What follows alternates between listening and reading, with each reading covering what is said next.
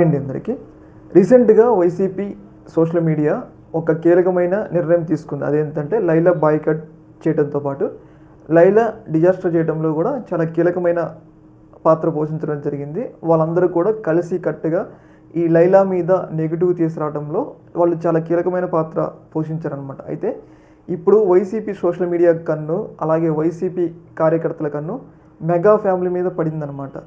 ముఖ్యంగా ఇక నుంచి మెగా ఫ్యామిలీ నటించే ప్రతి ఒక్క సినిమా బాయ్‌కట్ చేయాలి అని చెప్పేసి వైసీపీ కింది స్థాయి కార్యకర్తల నుంచి ఒక పెద్ద డిమాండ్ అయితే వస్తుంది. ఎందుకు అంటే మీరు గమనించినట్లయితే ఎవరైనా వైసీపీ పార్టీలో ఉంటే పోసాని కృష్ణమురళి కానీ, యాక్టర్ ఆలీ కానీ, అలాగే యాంకర్ శ్యామల కానీ, ఇంకా కొంతమంది ఎవరైనా సినిమాకి సంబంధించిన ప్రముఖులు వైసీపీ పార్టీకి సపోర్ట్ చేస్తే వాళ్ళని ఇండస్ట్రీలో ఎదగనీయకుండా, వాళ్ళకి ఛాన్సులు రాకుండా తొక్కి పెడుతున్నారనమాట.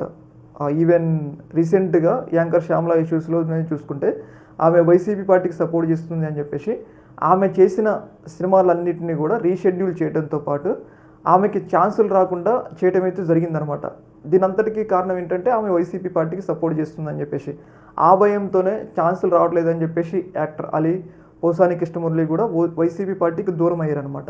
ఇలాంటి సందర్భంలో వైసీపీ పార్టీ ఒక డేరింగ్ డాషింగ్ నిర్ణయం తీసుకుంటుందా అన్న డౌట్లు అయితే వ్యక్తమవుతున్నాయి అనమాట. ముఖ్యంగా వైసీపీ పార్టీకి సపోర్ట్ చేసిన వాళ్ళందరికీ ఛాన్సులు రాకుండా వేధిస్తున్నారు కాబట్టి ఎవరైతే ఈ మెగా ఫ్యామిలీ హీరోలు ఉన్నారు కదా, వాళ్ళందరూ నటించిన సినిమాలని కూడా వైసీపీ పార్టీ బాయ్‌కట్ చేయాలి. బాయ్‌కట్ చేయడంతో పాటు వైసీపీ పార్టీ వీళ్ళందరికీ నెగిటివ్ హీరోల సినిమాలు అన్నిటికీ నెగిటివ్ ప్రచారం చేయాలి అని చెప్పేసి ఒక కీలకమైన నిర్ణయం తీసుకుంటున్నట్లయితే వార్తలు అయితే వస్తున్నాయి. ముఖ్యంగా ఏంటి అంటే ఏపీలో వైసీపీ ఓటు బ్యాంకింగ్ దాదాపు ఒక 45% ఉంటుంది.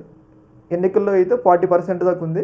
ఇప్పుడు ఆ 5% ఎందుకు అంటే ప్రభుత్వం మీద కొద్ది గొప్ప వ్యతిరేకత వస్తుంది కాబట్టి ఆ వ్యతిరేకతతో ఒక 45% ఓటు బ్యాంకింగ్ యాడ్ అవుతుంది వైసీపీ పార్టీకి. ఇలాంటి సందర్భంలో రాష్ట్ర జనాభాలో ఒక 45% మంది ఆ సినిమాని బాయ్‌కట్ చేస్తే ఆటోమేటిక్గా ఆ సినిమాకి వచ్చేదే ఒక 10%, 20% లాభాలు. ఆ లాభాలు కూడా వీళ్ళందరూ ఒకవేళ బాయ్‌కట్ చేస్తే మెగా ఫ్యామిలీకి సంబంధించిన సినిమాలన్నింటినీ వీళ్ళందరూ బాయ్‌కట్ చేస్తే ఆ సినిమాకి నష్టం ఎట్లా జరుగుతుంది?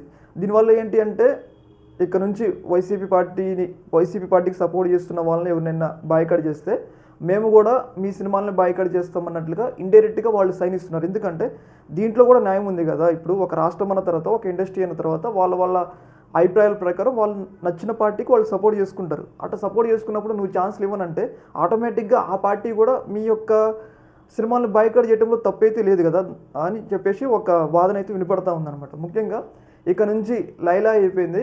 ఇక నుంచి వైసీపీ అభిమానుల కన్ను, సోషల్ మీడియా కన్ను ఇంకా మెగా ఫ్యామిలీకి సంబంధించిన హీరోల మీద ఉంటుందనటంలో ఎలాంటి సందేహం లేదు. కాకపోతే ఇలా బాయ్‌కట్ చేయాలంటే మనకి జగన్మోహన్ రెడ్డి నుంచి, అలాగే పైన ఉన్న నాయకుల నుంచి ఒక రకంగా క్లియరెన్స్ రావాలి కింది స్థాయి సోషల్ మీడియా కార్యకర్తలకు.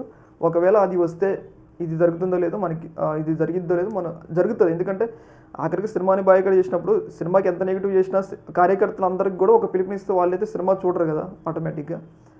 చూడాలి మరి ఈ యొక్క ఇష్యూలో మరి వైసీపీ పార్టీ ఎలాంటి నిర్ణయం తీసుకుంటుంది అనేది. ఈ యొక్క అంశం మీద మీ యొక్క అభిప్రాయం కింద కామెంట్లో తెలియజేయండి.